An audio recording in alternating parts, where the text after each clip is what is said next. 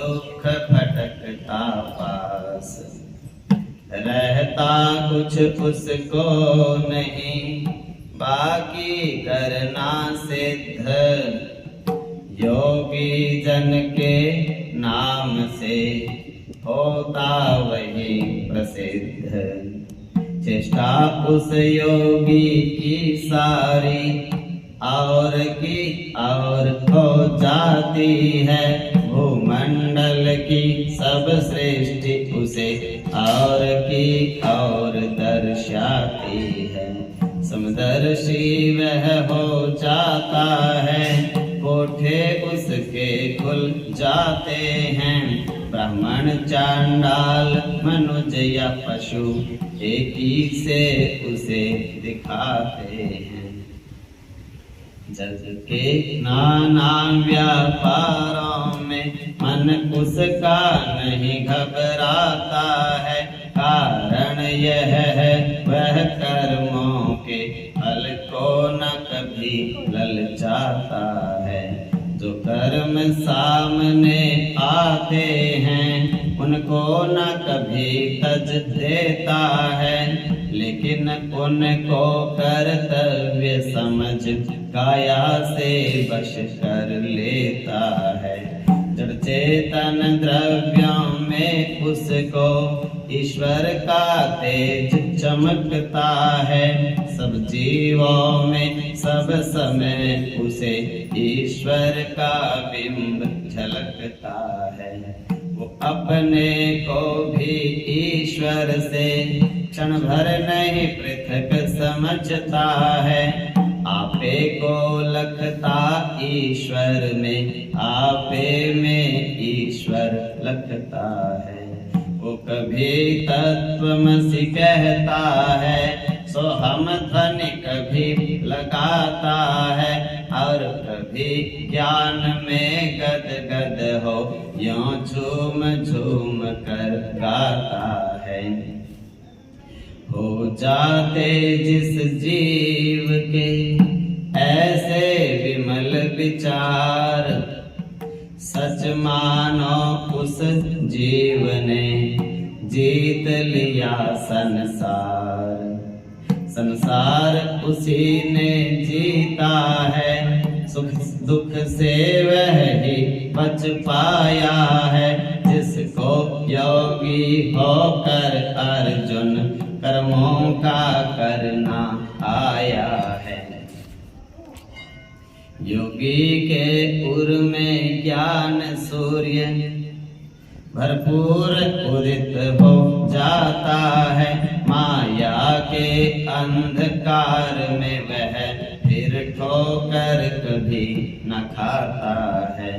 सब चीजों की सच्ची सूरत दिखलाई उसको पड़ती है। मद लोभ मोह क्रोधादिक की बेड़ी उसको न जकड़ती है। वो मन में यही समझता है, दुनिया एक विस्तृत नदी है।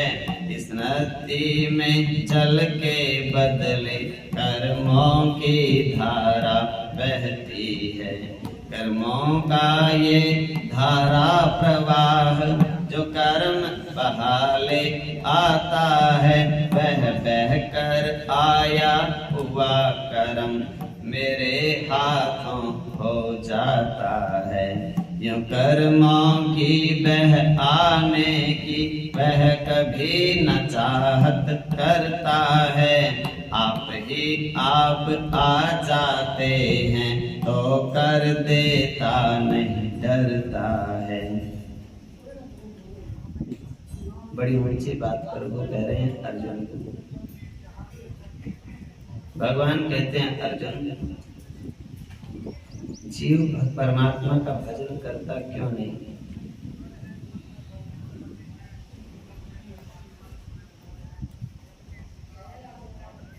देखिए बड़ा विशेष अंतर है।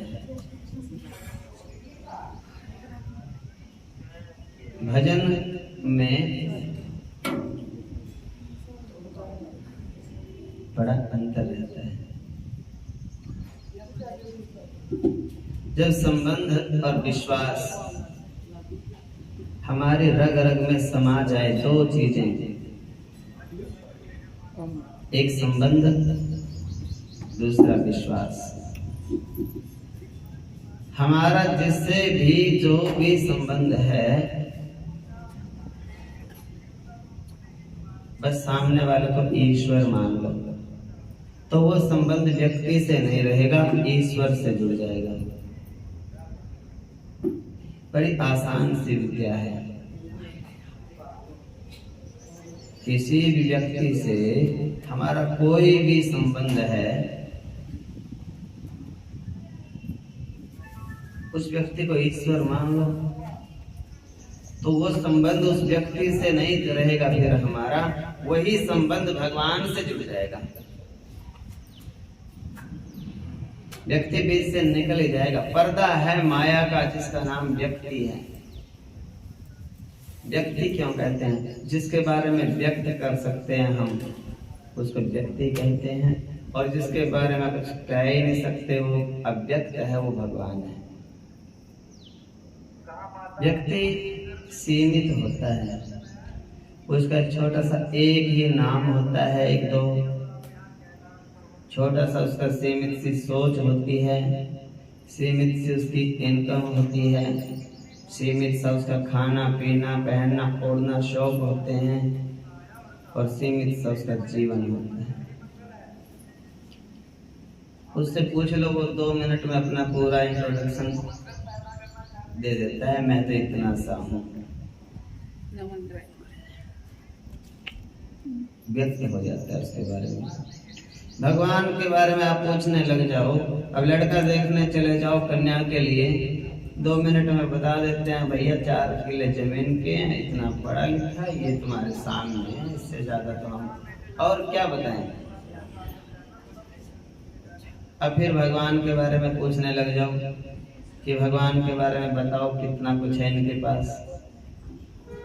आप बताते रहो, अपनी समझ के अनुसार बताते रहो, बताते बताते थक जाएंगे, इनकी तो बता ही नहीं पाएंगे, क्या कुछ नहीं है इनके पास। कभी कहेंगे ये तो सृष्टि के मालिक हैं, कभी कहेंगे ये तो देवताओं के भी भगवान है, कभी कहोगे यशोदानंदन है, कभी कहोगे राधा के स्वामी हैं, कभी कहोगे मीरा के गिरधर नागर हैं। इनके बारे में तो आप सुनते ही रहोगे। 1000 कान मांगे थे राजा पृथु ने। बोलो जय श्री कृष्ण। कितने कान मांगे? किस लिए? भगवान की कथा सुनने के लिए।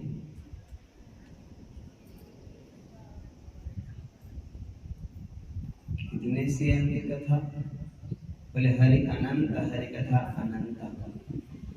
कहें सुने बहुविधि सब संता। जितने संत हैं सबकी विधि अलग अलग है, बताने की, सुनाने की, समझाने की। और अनंत लीलाएं हैं मेरे प्रभु की। हर सृष्टि में अभी श्वेत वाराह कल्प चल रहा है, ऐसे ही कल्प बदलते रहते हैं। एक कल्प में 71 बार बदल जाते हैं युग मनवंतर में, और 14 मनवंतर का एक कल्प होता है। और ऐसे फिर ब्रह्मा जी का एक दिन होता है, और इस हिसाब से ब्रह्मा जी की 100 वर्ष की आयु है। अभी ब्रह्मा जी का 51वां साल चल रहा है। तुम्हारे से तो छोटा ही है उम्र में तो ब्रह्मा। हाँ, वो 51वां साल चल रहा है उसका तो। आज तुम 70 दिवाली खा गए, अपने आप ही छोटा होगा वो। मतलब बात ये है,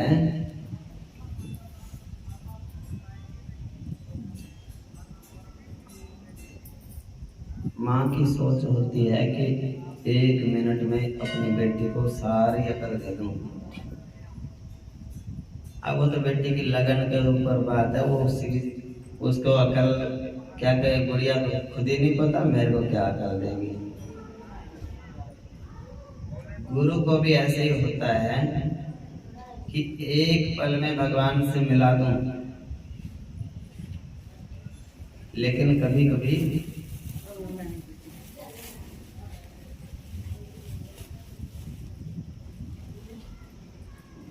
करते हैं।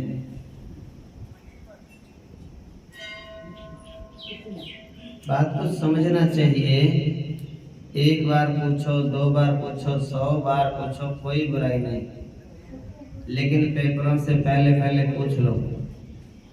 ऐसा ना हो कि पेपर भी पक्के पेपर भी हो जाएं और बाद में कहें मेरे को तो सवाल समझ में ही नहीं आया था। आज पेपर भी खत्म हो गए, अब बता रहे हो सवाल समझ में ही नहीं आया था। समझ गए? और अब तो सेमेस्टर सिस्टम चल रहा है पेपरों का भी। पहले तो एक ही बार पेपर होते थे, अब तो रोज पेपर होते हैं। तो भगवान के भी यही समझना चाहिए। पहले तो भरोसा भी होता था थोड़ा बहुत कि सत्कर्म करते हैं, सतोगुणी विचार हैं, सतोगुणी भोजन है, सात्विक हमारी संगति है, तो भरोसा भी था। कुछ समय तो अभी जी लेंगे। अब तो ऐसा युग है, न तो विचार सात्विक, न संगति सात्विक, न भोजन सात्विक, एक पल का भरोसा नहीं। अभी बैठे हैं और 2 मिनट में राम नाम सत है। अब फिर बाद में फिर पूछें, बोले हमने तो सोच रखा था, बोले आने वाली एकादशी को पूछेंगे, गुरुजी से प्रश्न है मन में। अब एकादशी द्वादशी फिर धरी रह जाती है और पूछने की तो जरूरत ही नहीं। गुरु का तो खुद ही काम है, स्टेप वाइज आपको पूरा सिलेबस करा देते हैं। श्रद्धा और विश्वास, समर्पण में कमी नहीं आनी चाहिए। उसके बाद अगर कोई कमी गुरु जी की तरफ से रह जाती है,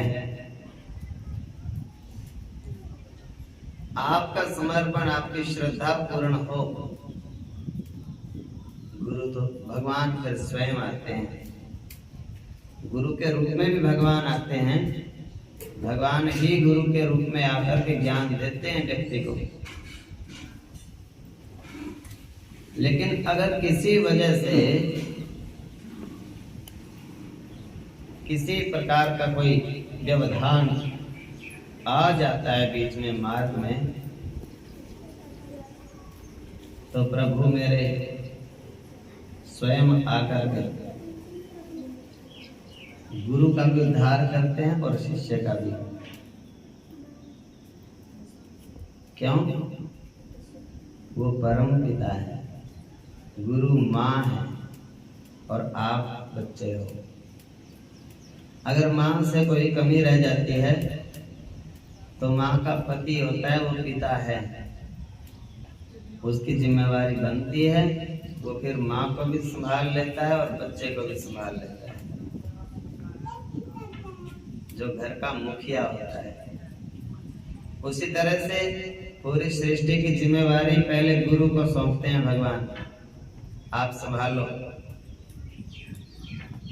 अगर सुचारू रूप से सही नियम से नहीं संभाल पाते, सामर्थ्य या असमर्थता व्यक्त करते हैं, तो भगवान कहते हैं चिंता मत करो, मैं तुम्हारे पास से ही हूँ, मैं तुमसे दूर थोड़े ही।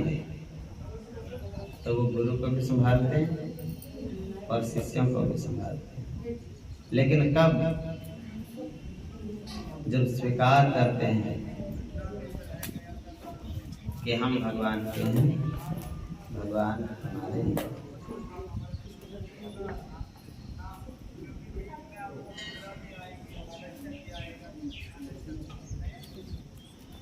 विचार यही है कि मानसिक जो संतुलन है किसी भी परिस्थिति में बिगड़ने न पाए। भक्त के लिए जो भगवान ने संविधान लिखा है बड़ा सरल और आसान लिखा है। भगवान कहते हैं भैया एक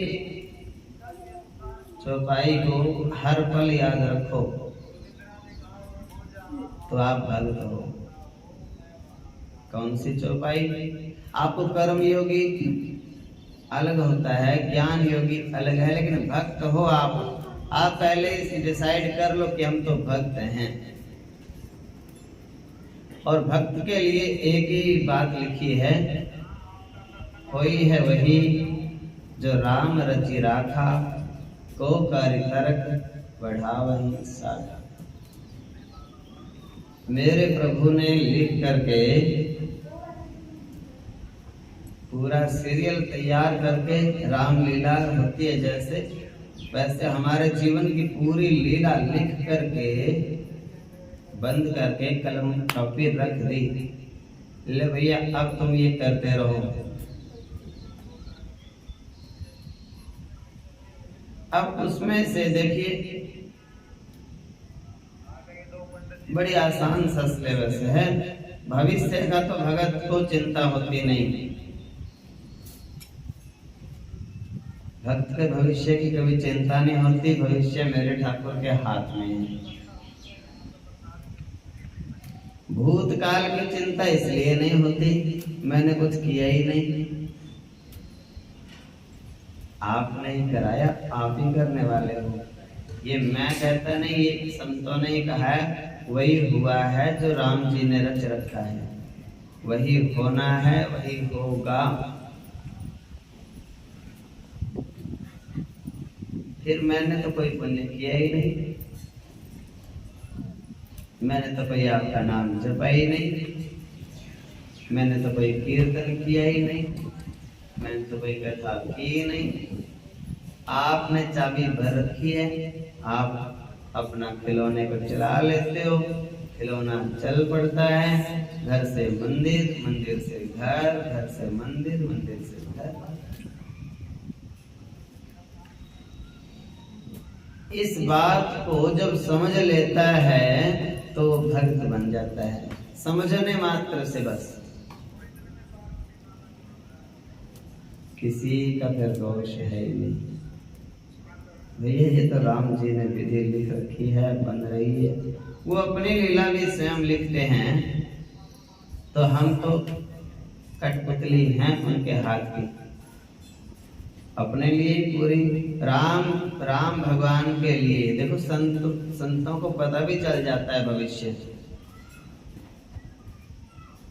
आदि कवि महर्षि वाल्मीकि जी ने राम भगवान जी के जन्म से 10,000 वर्ष पूर्व पूरी रामायण लिख दी थी, लिख के बंद करके रख दी, पर नहीं पढ़ाई किसी को।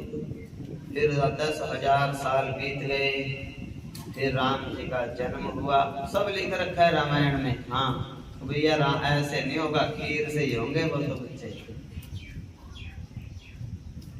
10,000 साल के बाद फिर वही घटना घटी जो लिखी गई थी।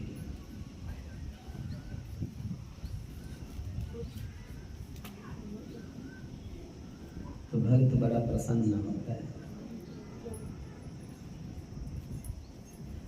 और उसको विशेष इस बात की खुशी होती है कि जो भी हो रहा है मेरे कल्याण के लिए, मेरे उद्धार के लिए। सृष्टि में तीसरा व्यक्ति तो साक्षी के रूप में दिखता है भक्त को बस। वास्तव में तो दो ही होते हैं दुनिया में,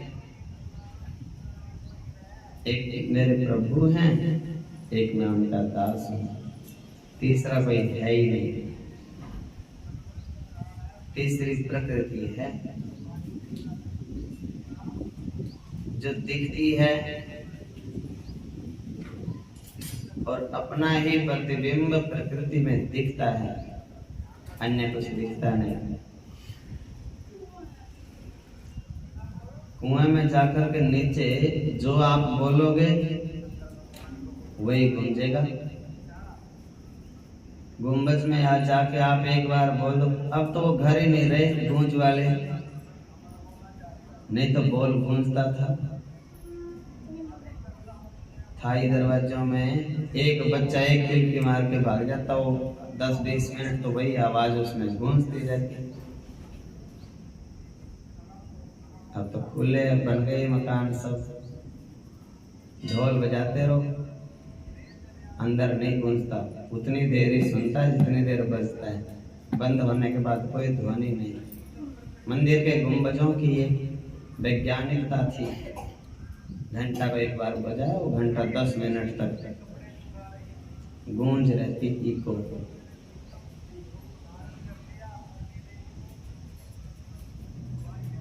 ओम की ध्वनि को बोलते तो वो ब्रह्मरंध्र तक पहुंचता, 10वें द्वार तक नाद ब्रह्म बोलते उसको।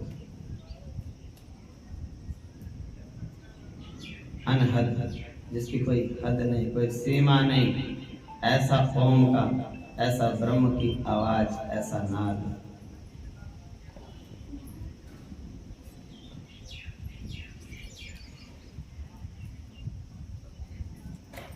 बहुत आसान है। वशिष्ठ जी ने राम जी को यही ज्ञान दिया जिसका नाम है योग वासिष्ठ, और उसने कहा भैया राम, चिंताओं से मुक्त वही व्यक्ति रह सकता है, भगवान का भजन वही व्यक्ति कर सकता है जिसको पता है कि करने वाले मेरे प्रभु हैं। किसी व्यक्ति को दोष देना, किसी वस्तु को दोष देना, किसी स्थान को दोष देना, किसी परिस्थिति को दोष देना, ये अज्ञानता है, ये अशांति का कारण बनती है। और इस अशांति की कोई सीमा नहीं, कोई इसकी सीमा नहीं, कोई अवधि नहीं। अशांत व्यक्ति का कोई था नहीं होती, वो कितना अशांत हो जाए।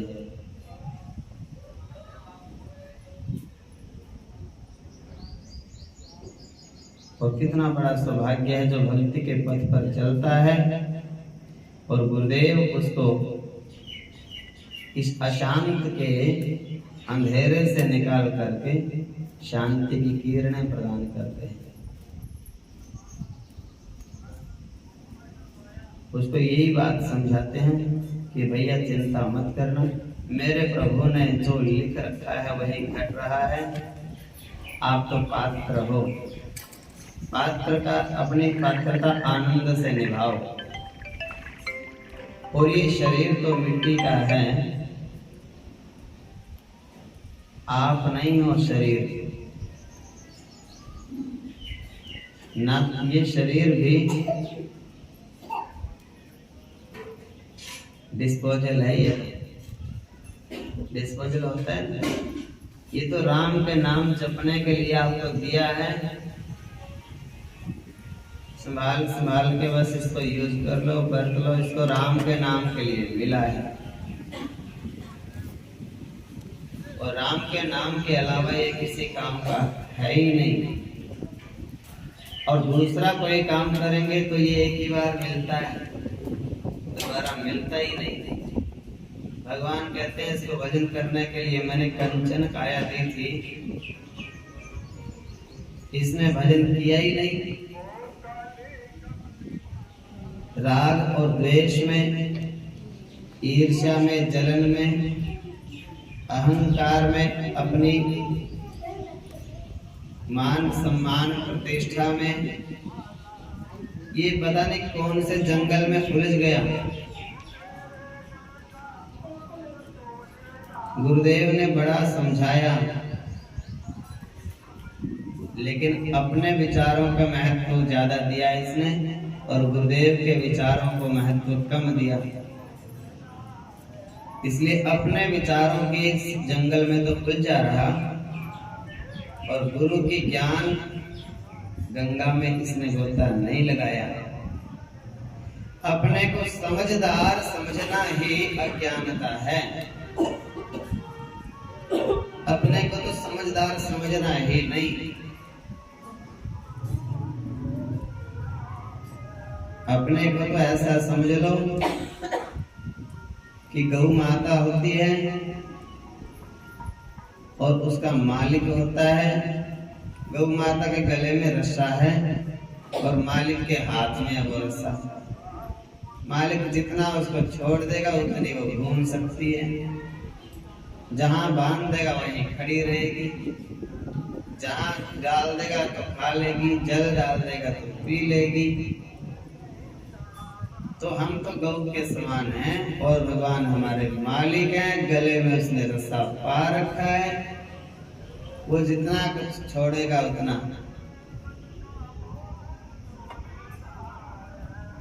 अब जो सियाना होता है वो गौ माता की जगह है पशु, तो वो तो शांति से हिसाब लगा लेता है, रस्सा इतना ही खुला है, इससे ज्यादा तो फिर अपने कोई तकलीफ होने वाली है। ज्यादा जोर जबरदस्ती करेंगे तो क्या है, चोट लग जाएगी, उलझ जाएंगे, रस्ते में गिर जाएंगे, गल घुट जाएगा।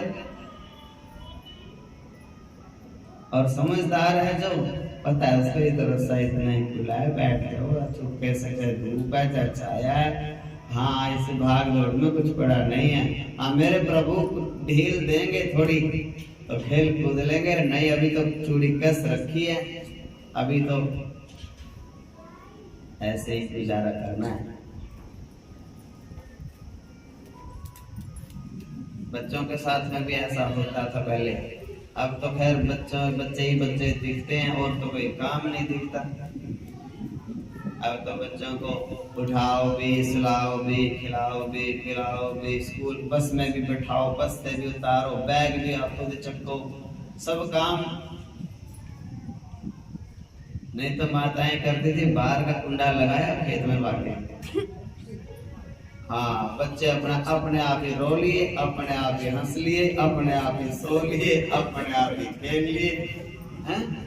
और माँ आके देखती थी 11-12 बजे, हाँ है तो अंदर ही, अंदर कहाँ जाएगा बेटा, कुंडा लगा के तुम चले गए उसके सामने हैं। कभी कभी आस पड़ोस वाले संभाल लेते थे, ले बेचारा बच्चा तो अंदर ही रो रहा है, हाँ और ये देखो गई खेत में। आस पड़ोस वाले कुंडा खोल के निकाल के उसको अपना रोटी पानी खिला देते थे, संभाल भी लेते थे। अब तो और भी जुल्म, अगर पड़ोसी ने रोटी खिला दी तो बोले उस दिन से बुखार ही नहीं उतरा। हाँ हमारे तो बच्चे का पड़ोसन ने खिला दी रोटी, हाँ बताओ उस दिन के बाद तो बुखार ही नहीं उतरा पोते का।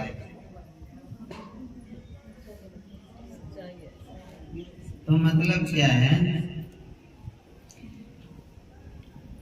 मेरे प्रभु सात्विक बुद्धि प्रदान करके और परम शांत, परम विश्वास, परम संबंध अपने चरणों से जोड़ लें।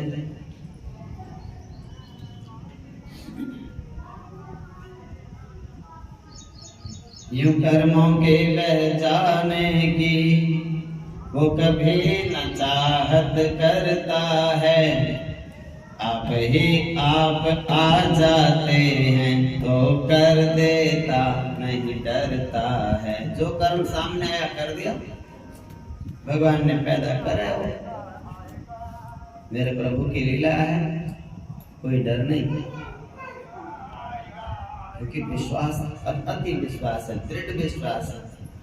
ये जो काम मैं कर रहा हूँ ये मैं भगवान ही कर रहे हैं, मेरे अंदर भगवान है, सामने वाले के अंदर भगवान है, परिस्थिति को पैदा करने वाले भगवान है।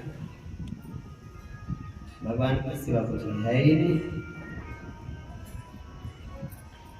लेकिन उन कर्मों में उसका मन कभी नहीं तन्मय होता, इसलिए उसे उनके फल के होने का भी भय नहीं होता। जब तक वह जग में जीता है कर्तव्य निभाता रहता है, सुख दुख जो जब आ पड़ते हैं सब धीरज धर कर सहता है। इस भांति बिता कर आयु सभी जब देह छोड़ वह जाता है, तो फिर ना 1,84 के चक्कर में पड़ने आता है। योगी की और योग की महिमा बड़ी अपार, कहा किंतु संक्षेप में मैंने तुमसे सार। अर्जुन कुछ संशय नहीं, उत्तम योगाभ्यास अच्छा हो सकता नहीं, उससे कुछ संन्यास। योग के अभ्यास से बड़ा संन्यास भी नहीं है। आप जहाँ पे हो, घर में हो, इनको रोक जगह से बाहर करके चाहे यहाँ बुला लो, बैठ जाएंगे। सच तो यह है योगी जैसे कर्मों को कर दिखलाता है, वैसे ही कर्मों का होना संन्यास बखाना चाहता है। सच्चा संन्यास उसी का है, वह ही सच्चा सन्यासी है, जो कर्म करे पर कर्मों के फल की इच्छा कर त्यागी है। संध्या पूजा जप होम यज्ञ यदि छोड़ दिए तो क्या छोड़ा, अर्जुन छोड़ना तभी है जब फल इच्छा से हो मुंह मोड़ा। दिखलाने को तज दिए कर्म तो हुआ न सन्यासी त्यागी, हाँ मन की ललक लालसाएं जब जाए तभी है सन्यासी। इससे यह सिद्ध हुआ अर्जुन, सन्यास धर्म बस मन का है, मन से सन्यास सध गया तो बेकार साधना तन का है।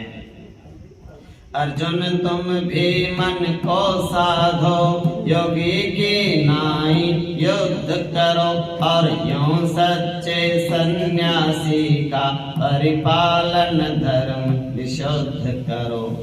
है अपने ही हाथ में इसका पूर्ण उपाय, जो चाहे अर्जुन वही योगी बस बन जाए। अपने ही उद्योगों द्वारा, अपने ही उद्योगों द्वारा जन अपना हित कर सकते हैं, चाहे तो ऊपर चढ़ सकते, चाहे नीचे गिर सकते हैं। दुनिया में अपना आपा ही है अपना शत्रु मित्र सच्चा, आपे को जिसने मित्र किया कहलाता वह ही नरपक्का। आपे को शत्रु बनाने से नर जन्म सफल हो जाता है, आपे को मित्र बनाने से प्राणी गड्ढे में आता है। आपा जिसकी मुट्ठी में है वह ही सच्चा सिद्धात्मा है, कहने को आत्मा कहलाए पर वास्तव में परमात्मा है। यह परमात्मा पद ही सच्चा। क्या करें तो फिर यह पद मिल जाता है इस पद की प्राप्ति का जो एक सरल उपाय। अर्जुन उसी उपाय को सुन लो कान लगाए।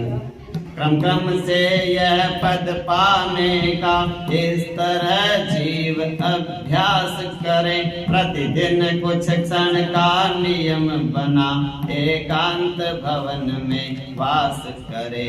एकांत भवन में बैठे तो एक समतल आसन पर बैठे, उस पर मृगछाला छाला पर एक कपड़ा फैला कर बैठे। फिर मन को खींच सब तरफ से निश्चल शरीर को कर लेवे। आंखों को मूंद नासिका के कोने पर दृष्टि जमा देवे। यह तरह समाधि पूर्ण हो जब तब पुर में अपने भान करे। भगवत की दर्शनीय सुंदर मन हर मूर्ति का ध्यान करे। प्रतिदिन यह नियम चलाया तो भीतरी नयन खुल जाएंगे। मैं कौन हूँ, क्या हूँ, कहाँ का हूँ, ये भेद समझ में आएंगे। आनंद बढ़ेगा नित्य नया, मन में स्थिरता आ जाएगी। नानाविध प्रबल विकारों से बुद्धि छुटकारा पाएगी। उस समय हृदय से एको हम की ध्वनि आएगी। प्राणी की प्रतिभा प्राणों में गुन गुन करके यूं गाएगी। आगे को कहने लगे फिर यदुकुल राय, अर्जुन मैंने योग की दी विधि तुम्हें बताए। होना चाहे व्यक्ति को, होना चाहे व्यक्ति जो योगी योग निधान, वह इस विधि से चित्त को वश में करे सुजान।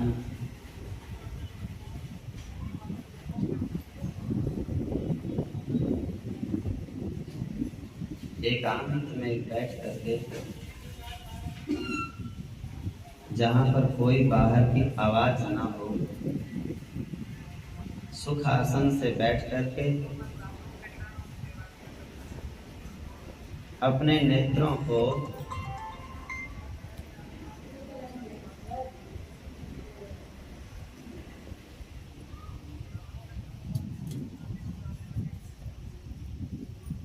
नासिका के अग्रभाग पर केंद्रित करके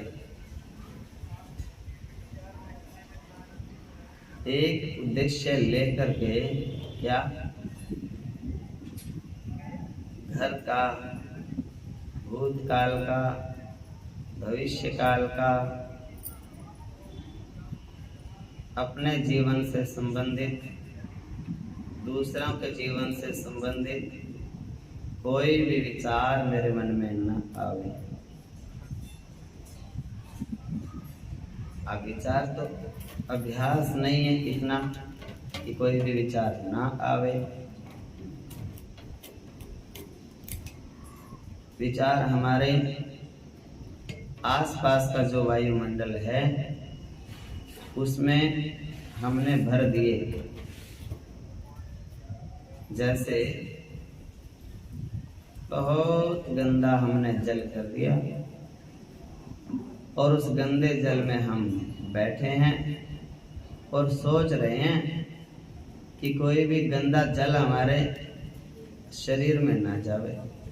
आज इस जल को इतना गंदा कर दिया, वो तो उसके अंदर ही हम बैठे हैं, तो कभी कान में जाएगा, आँख खुली तो आँख में जाएगा, नाक में जाएगा, मुंह खुला तो मुंह में भी जाएगा, तो सारे शरीर के रोम रोम से वो अंदर जाता ही है।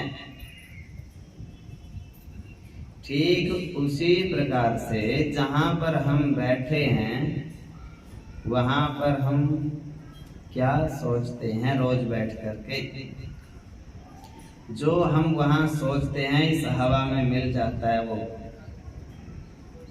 अच्छा सोचा तो ये अमृत बन जाएगी हवा, बुरा सोचा तो ये हवा जहर बन जाएगी। जो करते हैं वो भी इसमें समा जाता है, जो सोचते हैं वो इस हवा में मिल जाता है, जो बोलते हैं वो भी इसमें समाहित हो जाता है, जो देखते हैं जिस दृष्टि से वो भी इसमें समाहित हो जाता है।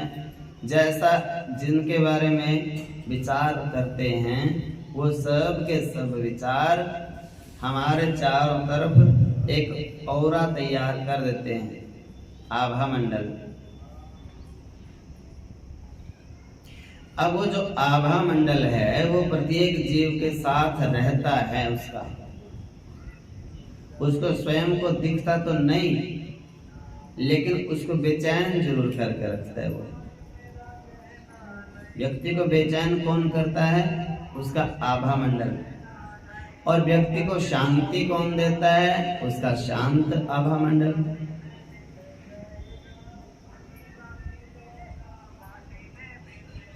साधु संतों की और भगवान के स्वरूपों को आपने देखा होगा, उनके सिर के पीछे फोटो बनाते हैं ना, जब बनाने वाले भगवान जी की, तो उनके सिर के पीछे ऐसे बनाते हैं चांद के जैसा गोल गोल, ऐसा लगता है सारी शक्ति इसी में आ गई।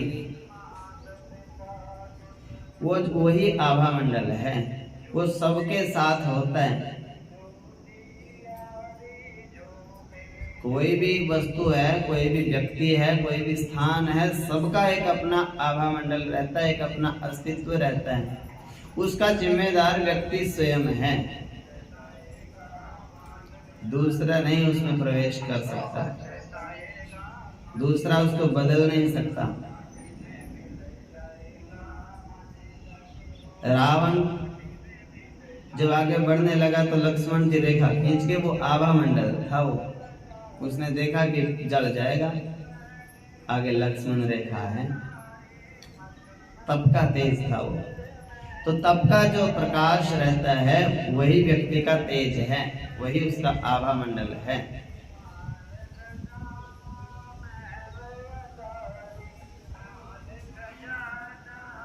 ये दूसरे व्यक्ति के काम में तो कमाता है, हमारे ज्यादा आता है।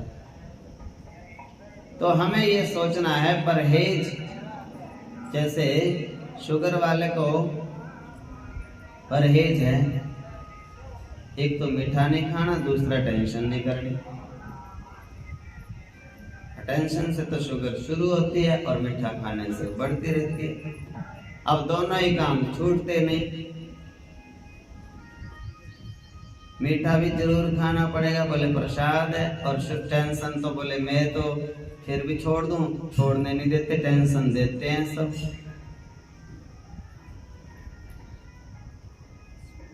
तो मतलब क्या है, व्यक्ति को परहेज करना पड़ेगा। मेरी जीभ से तो मैंने गलत बोलना नहीं, मेरी आंख से तो गलत देखना नहीं, मेरे कान से तो गलत सुनना नहीं, मैंने तो गलत विचार मन में लेके आना ही नहीं। तो करूं क्या? आदत तो है देखने की, सोचने की तो बड़ी आदत है, बोलने से रहा नहीं जाता, कान में तो आवाज पड़ेगी कुछ ना कुछ, कैसे रोकूं? तो उसके लिए विधि बनाई ध्यान योग। देखना है, भक्ति में तो ये बताया कि भगवान को देखो, संत को देखो, और संत में भगवान को देखो। कान से भगवान की कथा सुनो, उसके अलावा कुछ सुनना नहीं। भगवान के चरणों में फूल अर्पित करके मत्था टेको तो सुगंधी अपने नाक को भी आ जाएगी। भगवान का भोग लगा के प्रसाद ग्रहण करो तो जीव को अपने को भी मधुर पर्क मिल जाएगा। और भगवान के नाम का जाप करेंगे, कीर्तन करेंगे, कथा बोलेंगे, भजन गाएंगे तो गलत बात जीव से बोलेंगे ही नहीं, तो अपना तो आभा मंडल हो जाएगा आनंददायक। फिर वो व्यक्ति कहीं भी चला जाए, उस व्यक्ति को कवच बन जाता है, उसकी अखंड शांति उसको विश्वास होता है कि मैं जहाँ भी जाऊंगा अब मेरे को कोई दिक्कत नहीं। भगवान का प्रकाश, भगवान का नाम, भगवान की लीलाएं, भगवान के विचार, भगवत दृष्टि मेरे साथ रहती है।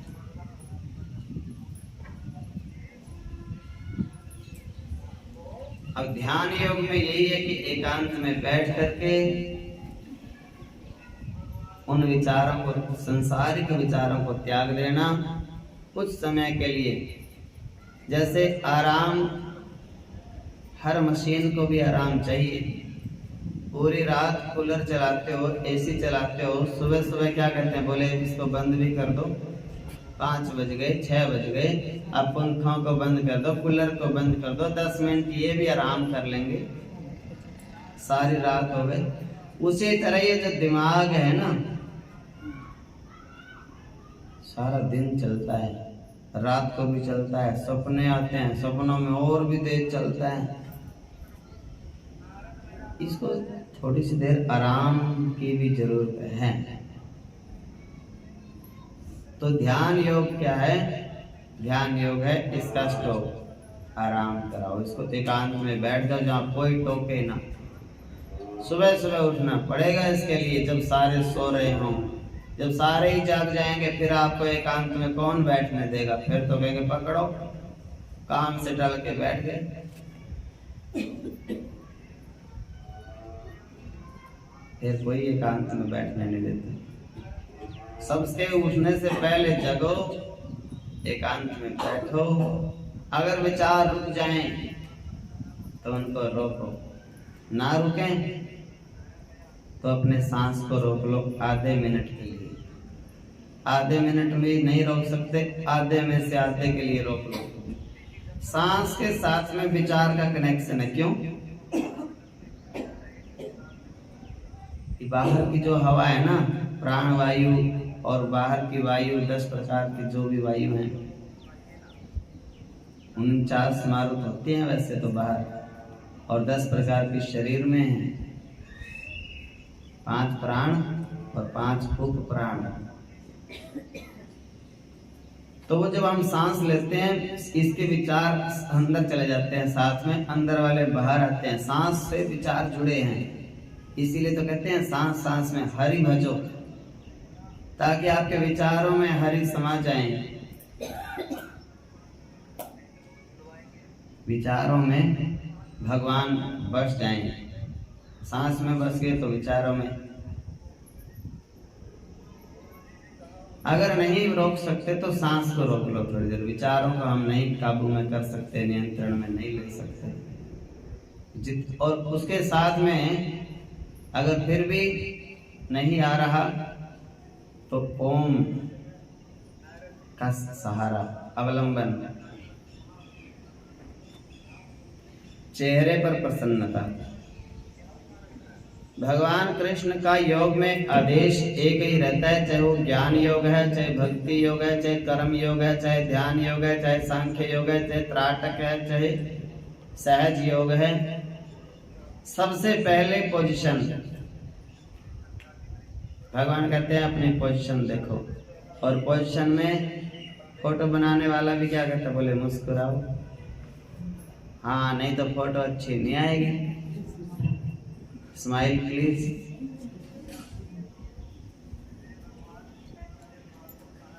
मुस्कुराना। तो उसी तरह से भगवत भक्ति, भगवत कथा में, भगवत ध्यान में, भगवत चिंतन में जब हम बैठे, कोई नहीं है। और सच बात यह है, तो जब कोई नहीं है फिर तो हंस लो। हाँ, किसी के सामने हंसना तो क्या पता कोई यही क्या दिल है, इसको कोई काम ही नहीं, बिना वजह से हंसते रहते हैं, और इसको तो नुकसान पे हंसी आती है। जब कोई नहीं है फिर तो हंस लो, एकांत है तो मुस्कुराओ। और मुस्कुरा करके अपने शरीर को पहले तो ये सोचो, ये शरीर मेरा नहीं, भगवान का है। भगवत शरीर है ये, और इसके अंदर भी भगवान है, ये नेत्र भी भगवान के। मैं तो है ही नहीं, मेरा कुछ है नहीं, ना तो ये शरीर पंडित का है, ना ये शरीर साधु का है, ना ये शरीर लड़के का है, ना ये शरीर उम्र का है। ये शरीर संसार का नहीं है। संसार के लोग इसको संसार का मानते रहें, इससे वो लोग काम लेते रहें। जिसको धागा बनवाना धागा बनवा लो, इस शरीर से झाड़ा लगवाना झाड़ा लगवा लो, जिससे जो कराना करा लो। कथा सुनिए कथा सुन लो, पढ़ना है किसी को पढ़ लो। ये शरीर संसार के लिए तो संसारी है, और मेरे लिए तो ये भगवान का ही शरीर है। भगवान ने बनाया, अपने पास से ही बनाया। मैंने कुछ उसको बनाने के लिए कोई वस्तु नहीं दी, कोई सामग्री नहीं दी, उसी का है ये सब। और जब उसी का है और अंदर भी वही बैठा है, तो हंसने में अपना कौन सा जोर लगता है। हाँ, भगवान मुस्कुरा रहे हैं। मुस्कुराते हुए फिर नाम का, ओम का ध्यान करें।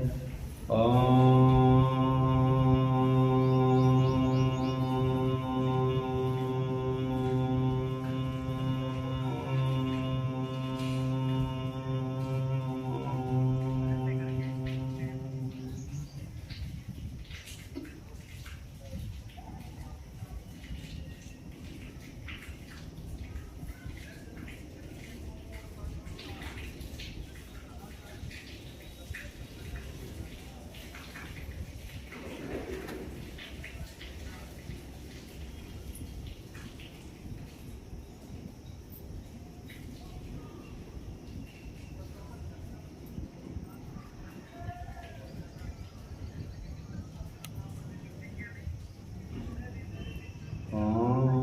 जितनी देर तक आराम से शांति से अपने श्वास को रोक सकते हैं हम, उतनी देर श्वास को रोक के ओम का ही चिंतन करें।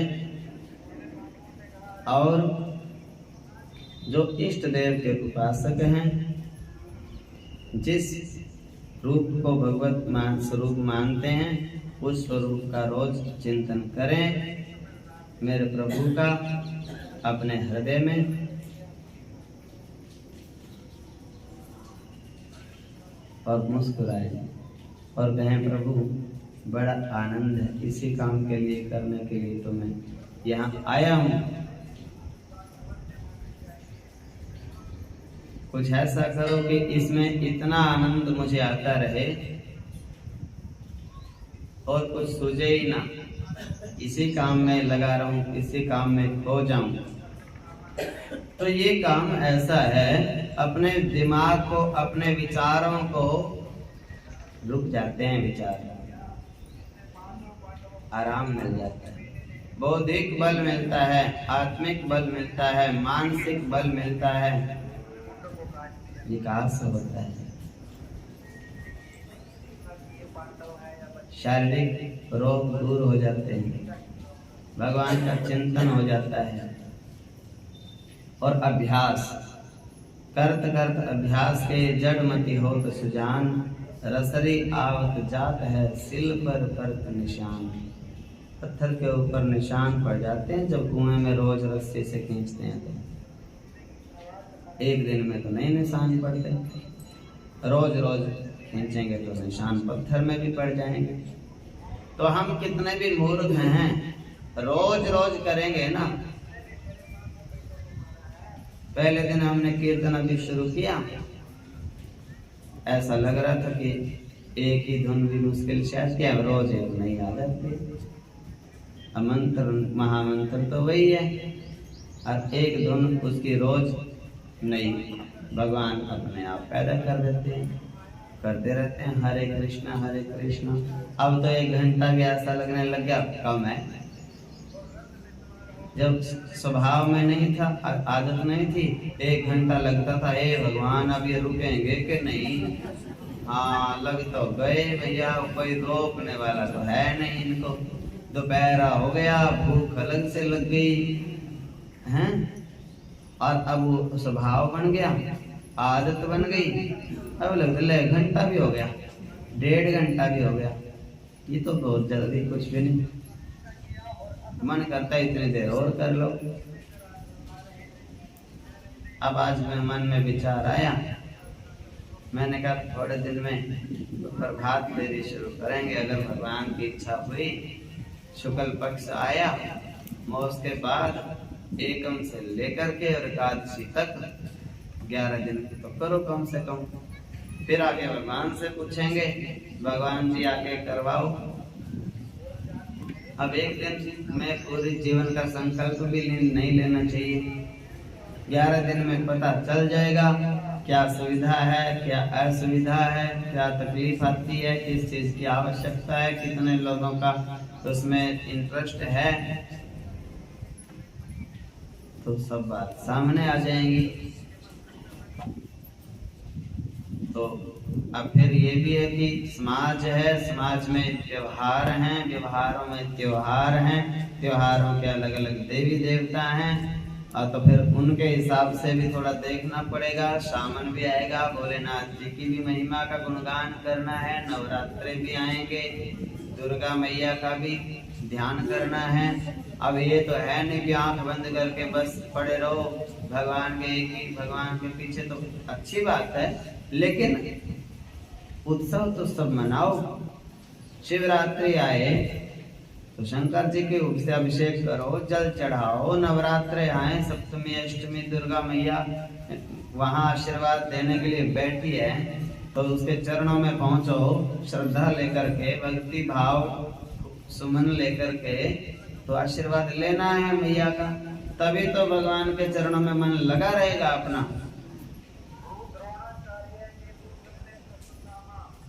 नहीं तो फिर वो सांप्रदायिक झगड़े हो जाते हैं। वही नहीं, हम तो शिव के उपासक हैं, तुम तो कृष्ण के, कृष्ण वाले कहेंगे हमारा कृष्ण बड़ा, शिव वाले कहेंगे ले हमारा शिव बड़ा है। वो तो फिर अज्ञानता वाली बात है।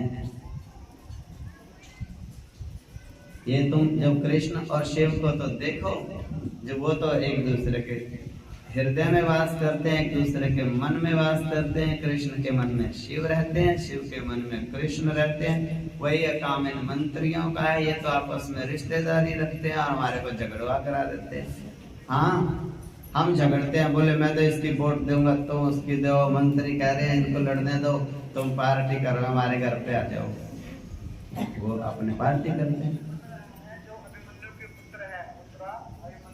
तो एकांत में बैठ करके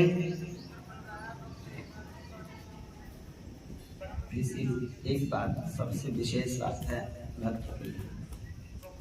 भक्त के लिए बात यह है कि खुश रहने का बहाना ढूंढ लो, कुछ भी ढूंढ लो, खुश रहना है, किसी बहाने से रहो, चाहे कीर्तन करके रहो, चाहे खा के रहो, चाहे सो के रहो, चाहे नाच के रहो, चाहे गा के, हाँ दूसरे की स्वतंत्रता को भंग करके नहीं। ये नहीं कि दूसरे को परेशान करके हमें खुशी मिलेगी हम तो करेंगे। स्वतंत्रता का अधिकार है मौलिक अधिकारों में, लेकिन उसका ये नियम है कि दूसरे की स्वतंत्रता को भंग नहीं कर सकते आप, और ऐसा कोई काम नहीं कर सकते जिससे सामाजिक व्यवस्था बिगड़े। अपने मन में आप कर सकते हो, चिंतन करो, भगवान का स्मरण करो, पूजा करो, पाठ करो, ध्यान करो, ज्ञान करो, जो आपको करना है, आप अपने आप में मस्त रहो।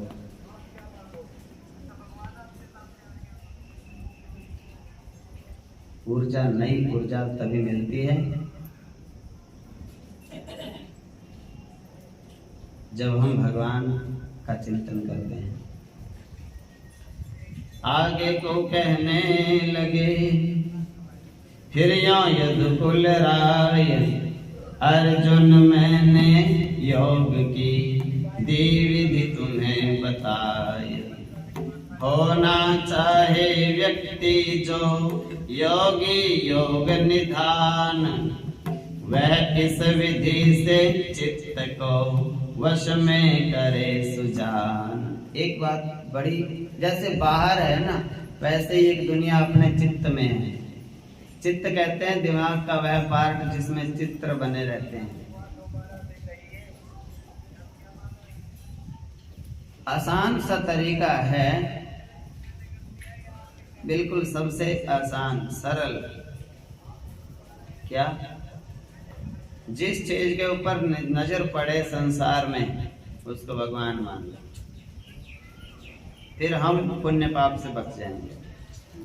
और वही तरीका है दिमाग में, किसी भी का चित्र आ जाए, वस्तु का, व्यक्ति का, स्थान का, दिमाग में किसी भी रूप में,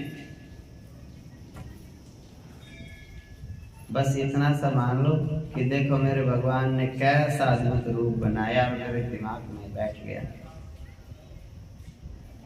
क्या समझे? मन को एकाग्र करने से मतलब है, मन को परम शांत रखना है। भगवान के तो सभी रूप भगवान के हैं। जो रूप अपने दिमाग में पहले से ही बसा पड़ा है, किसी का भी है वो।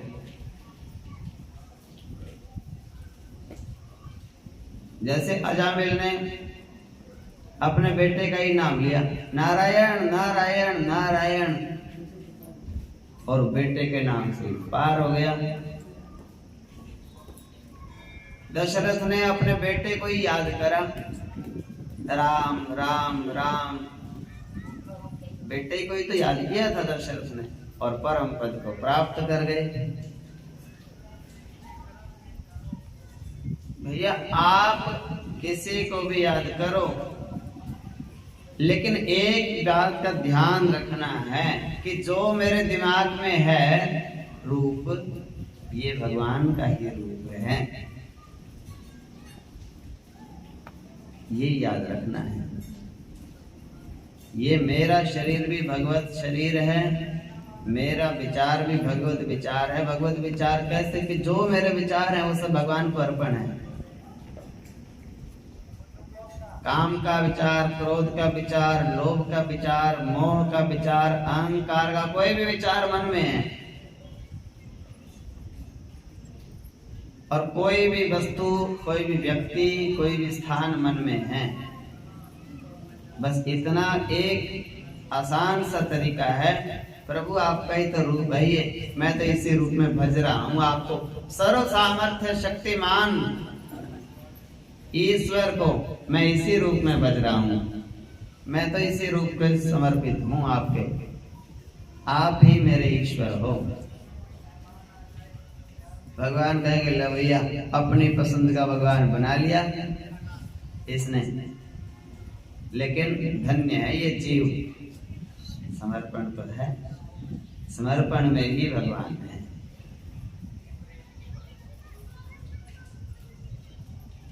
माँ को अपना इष्ट मान करके दुनिया के लोग तर गए, अपने पिता को अपना भगवान मान के दुनिया के लोग तर गए, अपने पति को भगवान मान के दुनिया की पतिव्रता स्त्रियां पार हो गई, अपने पुत्र को भगवान मान के यशोदा मैया, देवकी मैया, अनसुईया मैया, कौशल्या मैया दुनिया से पार हो गई। हुई कि नहीं?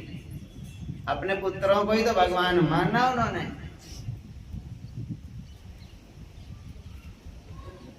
बस बात ये कि उनको मान लिया तो मान लिया, भगवान है।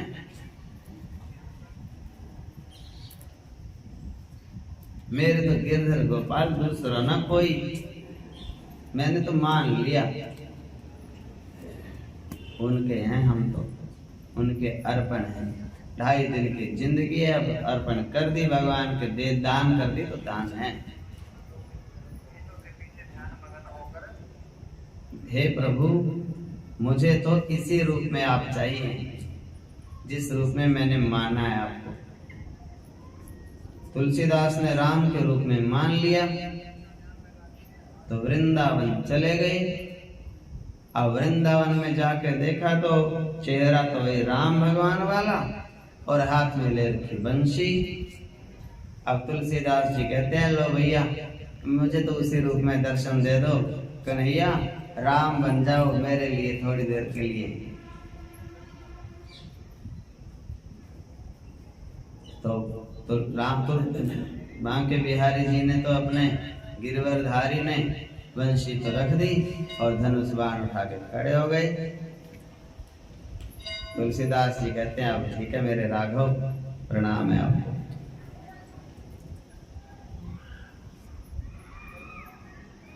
तो भक्तों के तो कुछ एक बात है, कोई भी जीव बिना भगवान के नहीं, आप में आपका कुछ है ही नहीं, सिर्फ अज्ञान आपका है। माया का जो पर्दा पड़ा है वो आपको जीव बनाता है, अन्यथा आप माया का पर्दा हटाओ, सब भगवान है। जैसे लीची के ऊपर छिलका होता है ना चढ़ा हुआ, ये तुम्हारे ऊपर का जो है ना कवर, इसी का नाम है, चाहे इसको गुड़िया कह लो, चाहे इसको देवी कह लो, चाहे इसको सास कह लो, चाहे बहू कह लो। ऊपर के कवर से पहचान है ये, अंदर में तो सब एक है।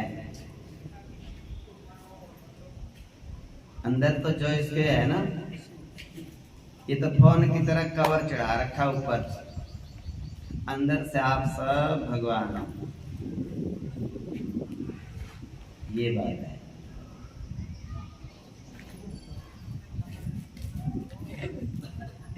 लेकिन अज्ञान बड़ा विचित्र है, ना तो अपने आप को मानने के लिए तैयार कि हम भगवान हैं, ना सामने वाले के मानने के लिए तैयार कि ये भगवान है।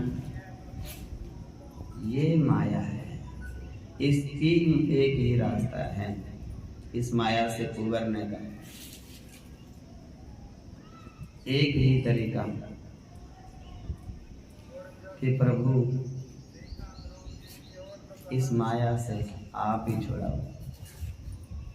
यहाँ पे प्रार्थना करो, इसके लिए प्रार्थना करो, मेरे नारायण आप हर पल मेरे समक्ष रहते हो, आप हर समय मेरे सामने रहते हो, लेकिन मेरी बुद्धि का पर्दा हटाओ। जैसे प्रहलाद को सब में भगवान विष्णु दिखते हैं, मुझे सब में दिखने लगो। जैसे तुलसीदास को सब में राम सीता दिखते हैं, मुझे ऐसे दिखाओ अपना रूप।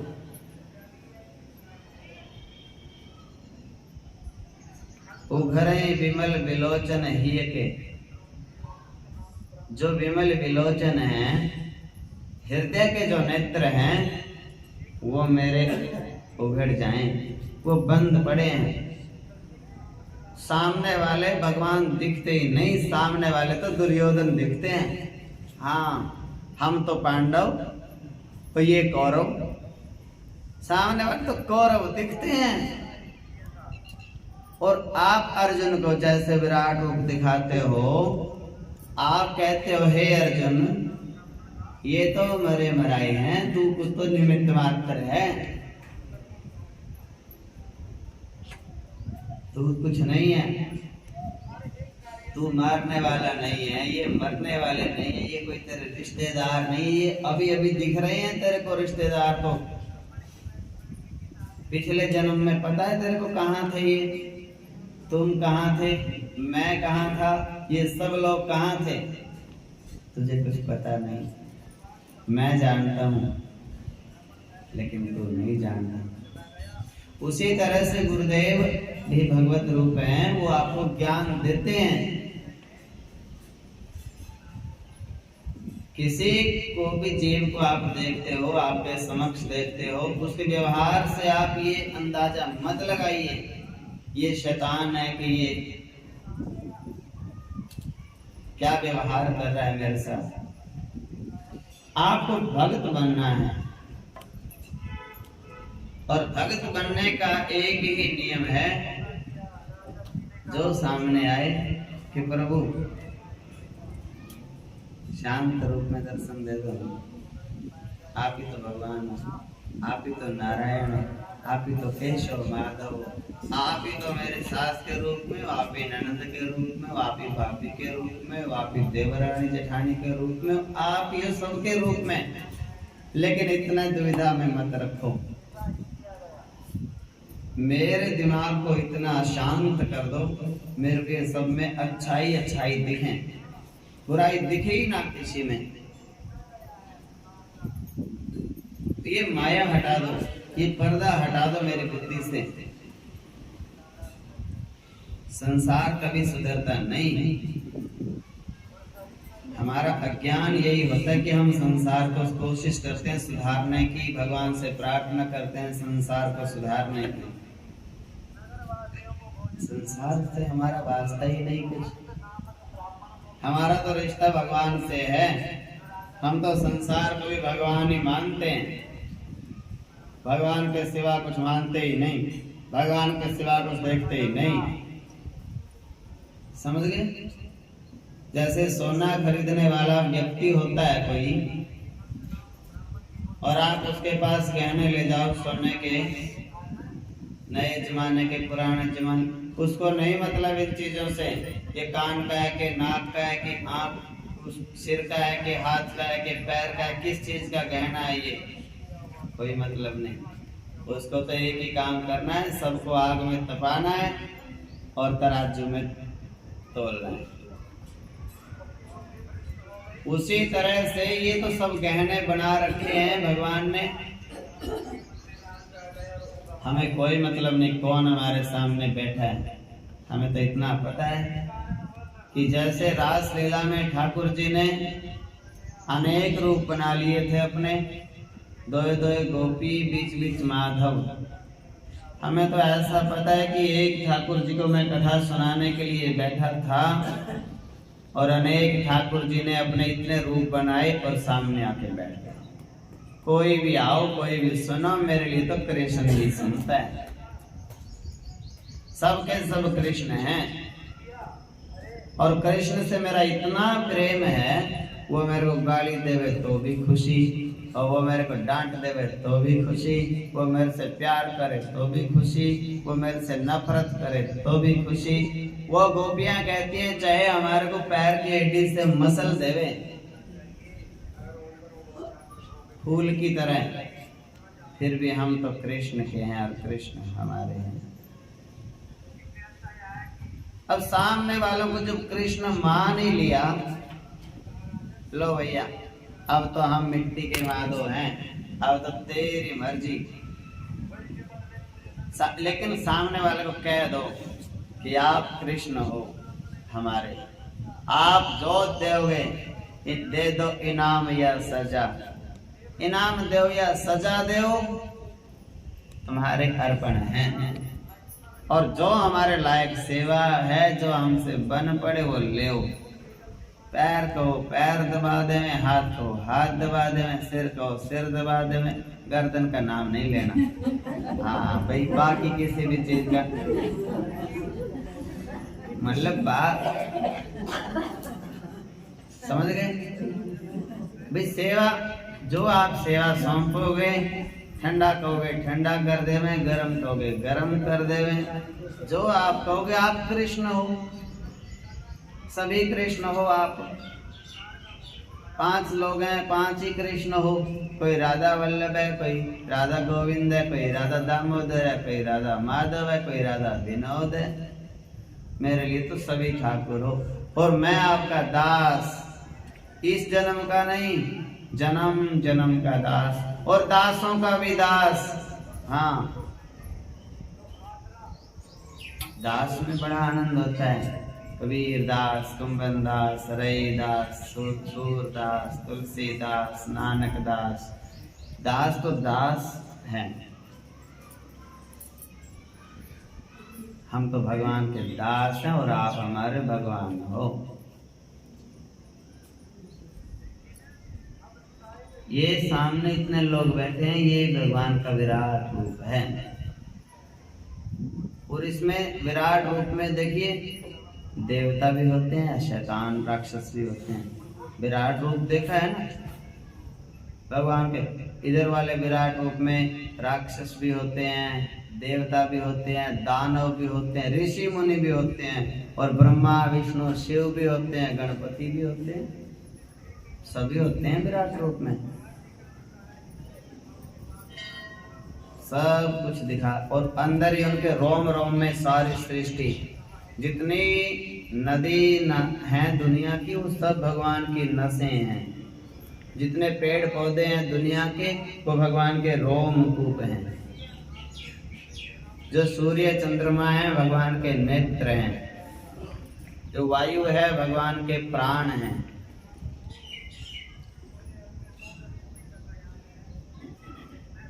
जो ये संसार है भगवान का पेट है। पेट में हम सब पड़े हैं उसके। विराट रूप है। हमारे पेट में भी तो डॉक्टर से पूछ के देखो कितने जीवाणु, कितने विषाणु, कितने शैल, कितने कीटाणु, और अब तो प्लेटें भी होती है अंदर। हाँ भाई, थाली गिलास कटोरी चम्मच। डॉक्टर कहने लगा प्लेट कम है, बाकी सब ठीक है।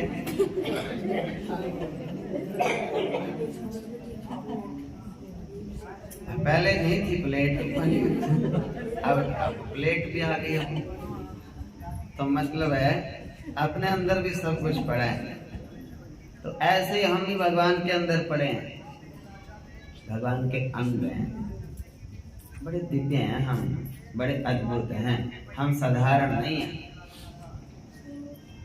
जीव बस इतना भोला है, बड़ा भोला है जीव।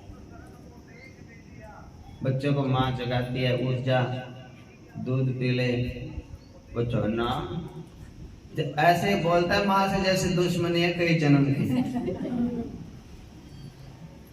माँ तो फायदे के लिए एक तो दूध पिला रही है, एक जगा रही है। बोले ना उठूं 5 मिनट रुक जा, 5 मिनट रुक। तो मतलब क्या है, फिर माँ उसको खाने के लिए बोलते खा लेंगे कोई ना। स्नान करने के लिए बोलते थोड़ी देर में।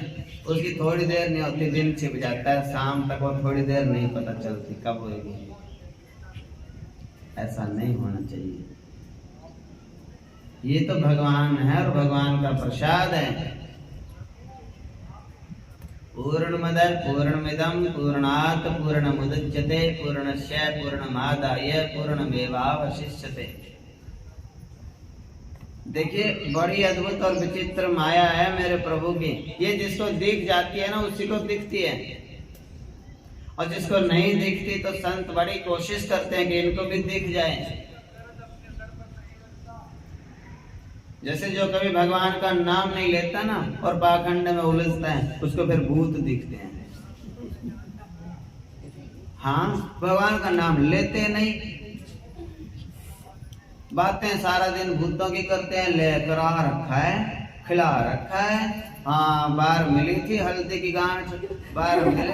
हाँ, हमारे तो सरसों के दाने मिले, इलायची मिली, पता नहीं कौन गिर गया, पता नहीं किन वहमों में नहीं पड़ता भगवान का भक्त। भगवत भक्त तो एक ही बात कहता है कि भगवान के सिवा कुछ है ही नहीं दुनिया में, भगवान ही है केवल। और जिसको भूत दिखता है ना, भूत उसी को दिखता, दूसरे को नहीं दिखता। वो कहता ये देखो ये देखो, और घर वाले कहते गुरु जी झाड़ा लगा तो पता नहीं क्या क्या दिख रहा है। अब वो उसी को दिखता है, दूसरों को नहीं दिखता। वो दूसरे को दिखता ही नहीं। दूसरों को तो पंखा है, ये तो कुछ नहीं है, कोई है ही नहीं। और उसी तरह से जिसको भगवान दिखते हैं ना, मैं आपको बताऊं, मेरे को रोज भगवान दिखते हैं और हर पल दिखते हैं। और मैं ये कथा तो करने भूल जाता हूँ और वो भगवान तुम्हारे को दिखाने लग जाता हूँ रोज। कथा यहीं आके मेरी रोज अटक जाती है। मैं सोचने लग जाता हूँ कि जो भगवान मेरे को दिख रहे हैं इनको अभी अभी दिखा दूं। और मैं कभी तो इधर इशारा करता हूँ, कभी इधर इशारा करता हूँ, और आपको कुछ दिखता ही नहीं। आप सोचते हो कथा तो आगे करी नहीं, कथा वहीं की वही है। ये पता नहीं क्या सुना देते हैं रोज, एक ही बात सुना देते हैं रोज। अब बात यही है, इसके ऊपर विचार करो, गौर करो, पहुंचना यही है। पहुंचना कहाँ है कि भगवान के सिवा सृष्टि में कुछ है ही नहीं। इसको दृढ़ कर लो। और जो घटना घट रही है वो भगवान के द्वारा ही घटित है और हमारे कल्याण के और केवल कल्याण के लिए घट रही है। अगर हमें दुख तकलीफ पीड़ा परेशानी ताना कुछ सुनने को मिल रहा है, भगवान इतने नजदीक हैं हमारे कि वो हमारे को इतना प्रेम करते हैं, ताने सुनाने से भी नहीं चूकते। हाँ, ताना भी वही सुना सकता है जो भगवान प्रेम करेगा, वही तो सुनाएगा। आप जिसको जानते होंगे उसी को सुना सकते हो ताने। मैंने भी जानते ही नहीं, बताओ कैसे सुना दोगे उसको? कुछ वास्ता है, कुछ फंसा है, कुछ लेना देना है, कुछ रिश्तेदारी है, कुछ संबंध रिश्ता नाता है, तभी तो ताने और आशीर्वाद दोगे। तो बहुत नजदीक का रिश्ता है आपका कृष्ण से। कृष्ण को तो मतलब ये है कि देखो, अब कृष्ण की लीला आपने सुनी नहीं, सबने सुन रखी। आप रुक्मिणी हो और वो कृष्ण है। और रुक्मिणी के साथ में भगवान ने क्या किया था? बोले पहली गलती तो तूने ये की, मेरे से विवाह किया। हाँ, और दूसरी गलती, हाँ पहली गलती तो तुमने साधु संतों की बकाई में आई, दूसरी गलती मेरे से विवाह किया, और तीसरी गलती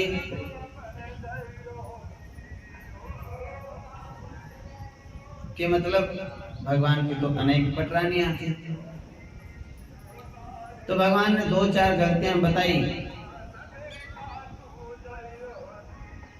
हाँ, मतलब तीसरी गलती ये है, कहाँ तो मैं और कहाँ आप। आप राजा की लड़की, फूलों में पली राजकुमारी, कितनी सुंदर सुगढ़ लक्ष्मी के जैसी, और मैं जन्म से ही कनुआ। मैया तो मेरे को कनुआ ही कहती थी। हाँ, कुछ तो मैं जन्म से ही काला था, और जब कालिया नाग को नाच दिया मैंने, तो नाग ने और फुंकारे मार मार के उल्टे तवे जैसा मेरा रंग कर दिया। और दुनिया के लोग काला ही कहते हैं, कृष्ण काला।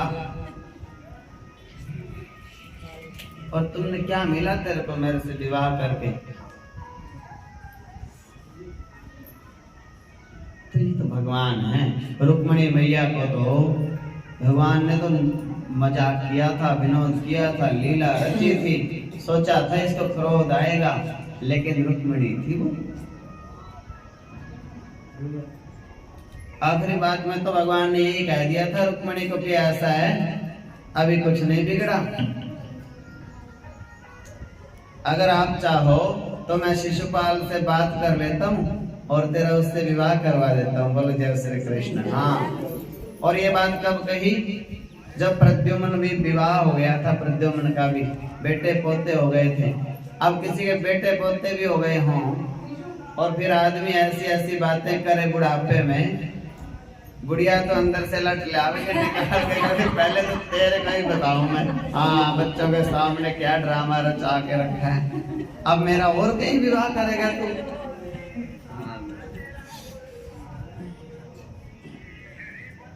5-4 दिन तो रोटी नहीं देवे।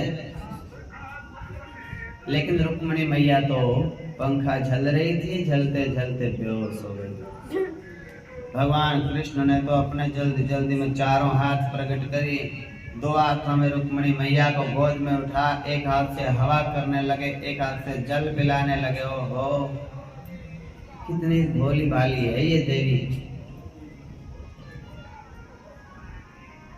और आंखें खुली, होश आई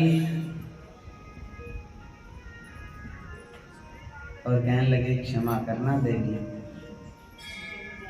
मजाक में बहुत अनाप शनाप बोल गया मैं, लेकिन मैंने तो ये सोचा था कि आप क्रोध करेंगी, हाँ उदास होवेंगी, आंखों में से पानी ढलक ढलक के आएगा, लेकिन आप तो बेहोश ही हो गए। रुक्मिणी मैया ने हाथ जोड़ लिए और चरण पकड़ लिए, बोले प्रभु नारायण, आपने तो कुछ गलत कहा ही नहीं। देखो, बड़ी अद्भुत सनातन संस्कृति है। सीता मैया ने कभी बोला ही नहीं कि राम की कोई गलती। राधा जी ने कभी बोला ही नहीं कृष्ण की कोई गलती, रुक्मणी ने तो बोला ही नहीं कि आपकी कोई गलती है। और इसीलिए तो आप सब भी लक्ष्मी हो। जब बहू घर में आती है तो क्या कहती है सास? लक्ष्मी आई है, स्वागत करो। स्वागत करते हैं ना, लोटा डोरी क्या बोलते हैं उसको, जल पीते हैं वार के। तो मतलब है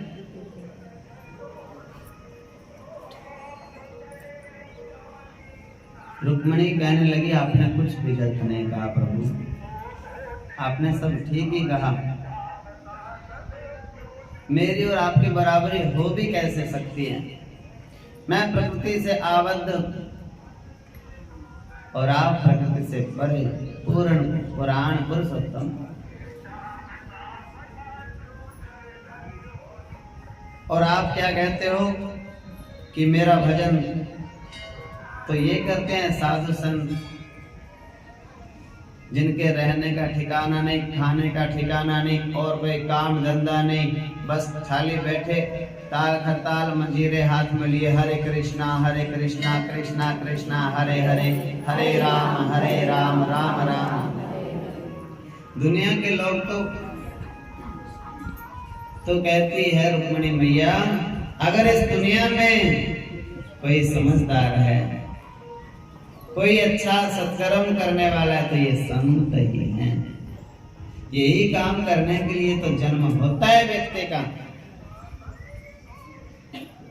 और इन संतों का तो बहकावे में भी अगर कोई आ जावे उसका उद्धार हो ही जाता है।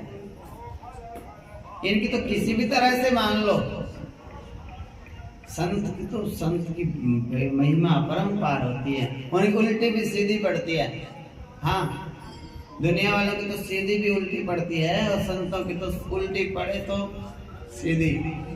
किसी संत ने आज तक ध्यान से देख लो, किसी भी संत ने विश्व में किसी को शाप दिया हो, 20-30 साल बाद देखना वो वरदान बन जाता है अपने आप। नल नील को श्राप दे दिया, तुम्हारे हाथ से पत्थर डूबेंगे ही नहीं, ऐसे काम आए समुद्र पे पुल बन गया। दिया तो वो श्राप था, ऐसा काम आया, वरदान ही बन गया। वो पत्थर तैरने की जरूरत पड़ गई, बोले भैया नल नील को लेके आओ, उन्होंने श्राप लगा हुआ है और वरदान बन गया। तो आपको ये निश्चिंत हो जाओ एक बात से, बस संत से जुड़े रहो, बिछड़ो मत कभी भी, आपका उद्धार निश्चित है। चाहे वो डांटे, चाहे वो फटकारे, चाहे वो लाड करे, चाहे वो नफरत करे, चाहे वो लड़ाई झगड़ा करे, चाहे वो कुछ भी कर रहा है, आपका तो उद्धार होना निश्चित है। स्वाभाविक है ये, अद्भुत लीला है ये। भगवान की लीला तो समझ में आ भी जाती है भक्तों को, संत की लीला तो भगवान के भी नहीं पल्ले पड़ती। हाँ, ऐसे विचित्र होती है। संत वेद की महिमा संत जाने, वेद की महिमा संत बखाने और संत की महिमा तो वेद भी न जाने। वेदों को भी नहीं पता संतों की महिमा, और वेद की महिमा तो रोज पढ़ाते हैं हम। सवेरे उठते ही 5:30 बजे खुल जाता है हमारा तो वेद पाठ। वेदवाणी प्रवर्तये गणनाथ सरस्वती रवि शुक्र बृहस्पति पंचैतानि संस्मरेत नित्यम वेदवाणी प्रवर्तये। वेद क्या है? मंत्र मूलम गुरु वाक्यम। मंत्र का तो आधार गुरु का वाक्य है। तो आप ही भगवत रूप हो। आपको अपने असली रूप के दर्शन संत कराते हैं। आपका जो ये नाम है, जो ये रूप है, आपको जो दिख रहा है, ये आपको समझ नहीं आ रहा। संत उसका अर्थ समझाते हैं। भगवान ने अपना रूप आपको दिया। जैसे भगवान के नेत्र हैं वैसे आपके नेत्र हैं, जैसे भगवान की नासिका वैसे आपकी नासिका, जैसे भगवान का मुखमंडल वैसा आपका मुखमंडल, जैसा भगवान का शरीर वैसा आपका शरीर। सब कुछ भगवान ने अपना रूप आपको दिया, बस मानना है। एक बार में यही सोच लो कि इतने भगवान इकट्ठे हो गए हैं। बच्चा सा था मैं छोटा, और एक बहन थी मेरी, दोनों बैठे, और एक उसके ऊपर कई भगवान के एक ही कैलेंडर के ऊपर कई भगवान के चित्र अंकित थे। और मेरे को बुलाया उसने, आइए भाग के आइए। मैंने कहा क्या हो गया? कहले देखियो इसके ऊपर भगवान के कुंदड़े लगे पड़े।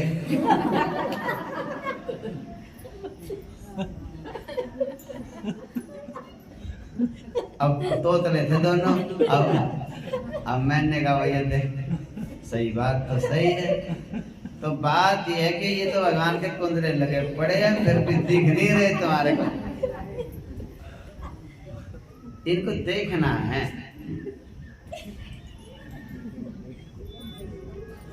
भगवान को भगवान देखना है, ये दृष्टि संत देते हैं। ददामे दिव्य ते चक्षुं,